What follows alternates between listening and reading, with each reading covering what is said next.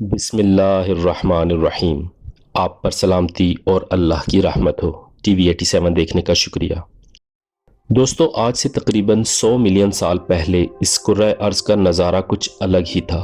انسانوں کا کوئی نام و نشان نہیں تھا، یا تو جنات کا راج تھا یا پھر خوفناک قسم کے جانوروں نے اس دھرتی پر ادھم مچا رکھا تھا۔ خوفناک جانور، جی ہاں دوستو، میں بات کر رہا ہوں ڈائناسورس کی۔ ایسے ڈائناسورس جو انسان سے کئی گنا زیادہ بڑے تھے، طاقتور جبڑوں سے کچھ بھی چبا جاتے اور آلموسٹ 90 کلومیٹر فی گھنٹہ کی رفتار سے بھاگنے کی قوت سے لیس تھے۔ یقین جانیے، یہ دل دہلا دینے والے جانور تھے۔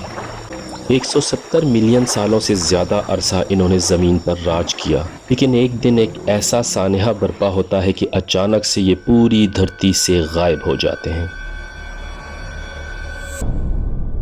ایگزیکٹلی کیا اور کیسے ہوا تھا، یہ سمجھتے ہیں آج کی ویڈیو میں۔ ڈائناسور لفظ کا ماخذ گریک سے ہوتا ہے۔ یہ بنتا ہے ڈائنوس پلس سارس سے۔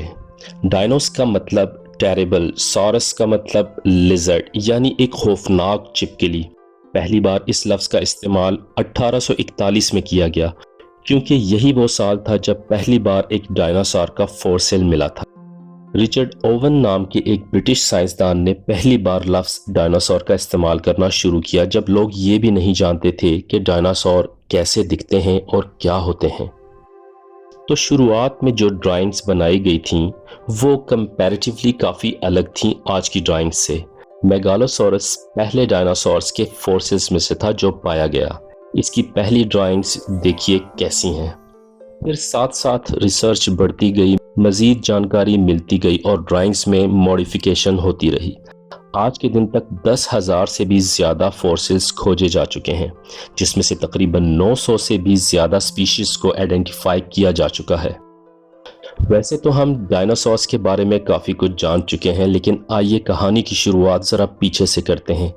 ٹائم میں پیچھے چلتے ہیں، کئی ملین سال پیچھے۔ کہا جاتا ہے کہ پہلا ڈائناسور 230 سے 240 ملین سال پہلے ایمرج کیا ہوگا، کیونکہ جو سب سے پرانا فوسل ہمیں ملا ہے اس کی عمر 230.4 ملین سال ہے۔ یہ افریقہ میں ملا تھا۔ اس وقت یہ سارے کانٹیننٹس جو آپ الگ الگ دیکھتے ہو وہ ایک ساتھ جڑے ہوئے تھے۔ صرف ایک سپر کانٹیننٹ تھا جسے ہم نے نام دیا ہے پینجیا۔ سائنسدانوں کا کہنا ہے کہ پینجیا کچھ ایسا دکھتا تھا۔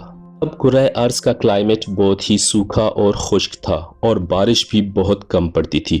اس ٹائم پیریڈ کو ہم نے نام دیا ہے ٹرائیسک پیریڈ، ایک ایسا وقت جب ڈائناسورس ایمرج کرنا شروع ہوئے تھے۔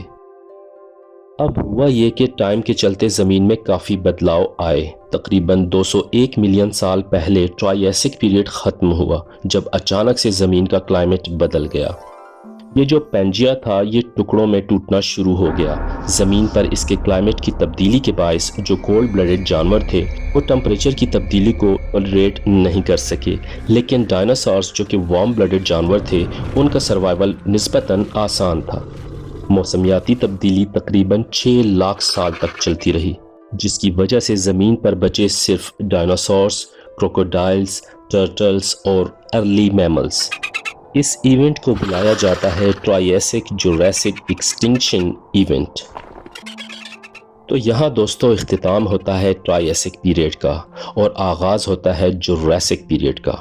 مشہور زمانہ جوریسک پارک مووی میں ورڈ جوریسک یہیں سے لیا گیا۔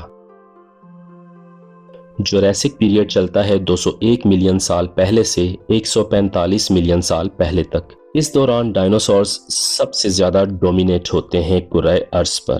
ان میں سے کچھ کا وزن تو 15,000 کلوگرام اور لمبائی میں 15 میٹر تک سائز ہوا کرتا تھا۔ کچھ اور آئیکونک ڈائناسورس جن میں برونٹوسارس، بریکیوسارس، ڈیپلوڈوکس اور سٹیگوسورس شامل تھے۔ تبھی انٹری ہوتی ہے فلائنگ ڈائناسورس کی، کیونکہ یہ آغاز تھا کریٹیشیس پیریڈ کا۔ یہ دور ڈائناسورس کی حکومت کا سب سے لمبا پیریڈ تھا۔ سب سے مشہور ٹی ریکس، جو کہ سب سے زیادہ طاقتور ڈائناسور تصور کیا جاتا تھا اور جس کا وزن 77 ٹن تھا، اسی دور میں ایگزسٹ کرتا تھا۔ सब कुछ डायनासोर्स के हिसाब से ठीक चल रहा था। ज़मीन का टेम्परेचर इंतहाई मौजूद था इनके लिए, लेकिन अचानक से ये सब ख़त्म हो जाता है जब एक एस्टेरॉयड जिसका साइज़ 10 से 15 किलोमीटर था ज़मीन की तरफ तेज़ी से आता है और धरती से टकरा जाता है। ये वाक़या है आज से तकरीबन 66 मिलियन साल पहले का, और यूं क्रीटेशियस पीरियड भी पहुंचता है अपने अंजाम को। इस टकराव से 180 किलोमीटर डायामीटर में गड्ढा पड़ जाता है। इसके इम्पैक्ट से इतनी तेजी से एनर्जी रिलीज होती है जितनी एनर्जी आमतौर पर 100 टेराटन्स TNT के एक्सप्लोजन से रिलीज होगी, या फिर अगर आप इसे हिरोशिमा और नागासाकी एक्सप्लोजन से कंपेयर करें तो उनसे 1 बिलियन गुना ज्यादा ताकतवर था ये एक्सप्लोजन। पानी के अंदर या फिर अंडरग्राउंड छुपे जानवर तो सरवाइव कर गए इस इनिशियल ब्लास्ट को, लेकिन इसके बाद शॉक वेव्स आती हैं, हीट पल्स आती हैं, हजारों किलोमीटर तक वाइल्ड फायर्स फैलती हैं, बड़े बड़े सुनामीज आते हैं और ज़लज़लों की भरमार होती है। एसिडिक रेन्स बरसती हैं और ज़मीन को ऐसी डस्ट कवर कर लेती है जिससे अगले 1 साल तक सूरज की रोशनी ब्लॉक हो जाती है। प्लेनेट पर एक न्यूक्लियर विंटर का समा छा जाता है। इसके बाद अगले 3 साल तक फ्रीजिंग टेम्परेचर रहता है जिससे कई सारे प्लांट्स और एनिमल्स ख़त्म हो जाते हैं।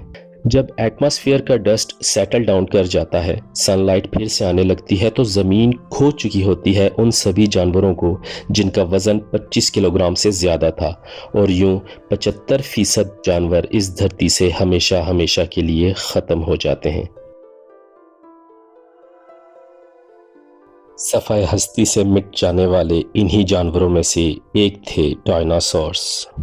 दोस्तों, ये थी कहानी डायनासोर्स की, लेकिन ज़रा सोचिए कि अगर ऐसा ही कोई एस्टेरॉयड दोबारा ज़मीन से टकराए तो फिर क्या होगा।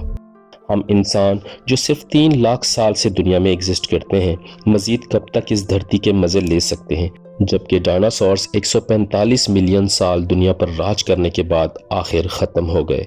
सुनने में आया है कि नासा ने कुछ ऐसे नियर अर्थ एस्टेरॉयड दरियाफ्त किए हैं जो दुनिया के लिए ख़तरा बन सकते हैं, और इनमें से एक का ज़मीन से टकराने का 72% चांस बताया जाता है, और वो भी 2038 में। अगर आप इस बारे में जानना चाहते हैं तो TV87 की अगली वीडियो ज़रूर देखिए। इसके लिए कीजिए अपने चैनल TV87 को सब्सक्राइब, वीडियो को लाइक और शेयर ज़रूर कीजिए। खुश रखिए, खुश रहिए, फ़ी अमानिल्लाह।